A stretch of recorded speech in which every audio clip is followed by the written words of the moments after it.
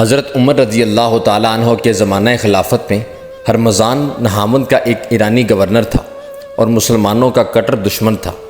اس کی وجہ سے مسلمانوں اور ایرانیوں میں کئی لڑائیاں ہوئیں۔ آخر ایک لڑائی میں ہرمزان گرفتار ہوا۔ اسے یقین تھا کہ اسے موت کے گھاٹ اتار دیا جائے گا، لیکن امیر المومنین حضرت عمر رضی اللہ تعالیٰ عنہ نے اسے اس شرط پر رہا کر دیا کہ وہ آئندہ جزیہ دے گا۔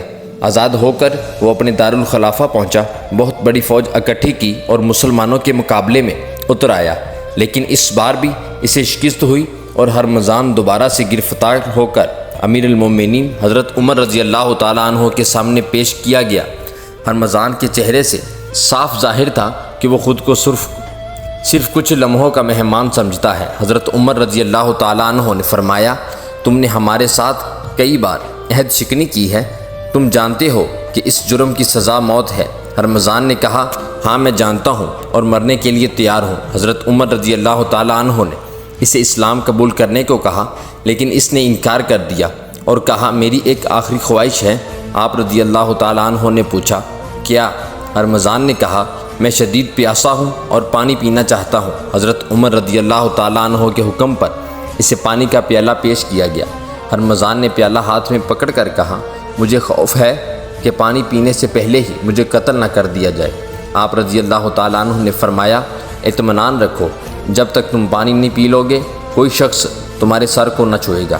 ہرمزان نے کہا، آپ نے مجھ سے وعدہ کیا ہے جب تک میں پانی نہ پیوں گا مجھے قتل نہ کیا جائے گا، میں یہ پانی کبھی نہیں پیوں گا۔ یہ کہہ کر اس نے پیالہ توڑ دیا اور کہنے لگا، اب آپ مجھے کبھی قتل نہیں کر سکتے۔ حضرت عمر رضی اللہ تعالیٰ عنہ نے مسکرا کر فرمایا، تم نے عجیب چال چلی ہے، لیکن عمر رضی اللہ تعالیٰ عنہ کو اپنے لفظوں کا پاس ہے، جاؤ تم آزاد ہو۔ ہرمزان شکر گزاری اور حیرانی کے تاثرات کے ساتھ چلا گیا۔ چند دن بعد ہی ہرمزان کو اپنے کچھ ساتھیوں سمیت حضرت عمر رضی اللہ تعالیٰ عنہ کے سامنے حاضر ہوا اور درخواست کی کہ ہمیں اسلام میں داخل کر لیجیے۔ حضرت عمر رضی اللہ تعالیٰ عنہ نے فرمایا، تم نے اس وقت اسلام قبول کیوں نہ کیا جب میں نے تمہیں دعوت دی تھی؟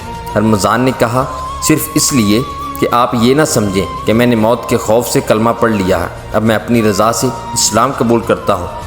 اللہ تعالیٰ حضرت عمر رضی اللہ تعالیٰ عنہ کی قبر پر کروڑوں رحمتیں نازل فرمائے، آمین ثم آمین۔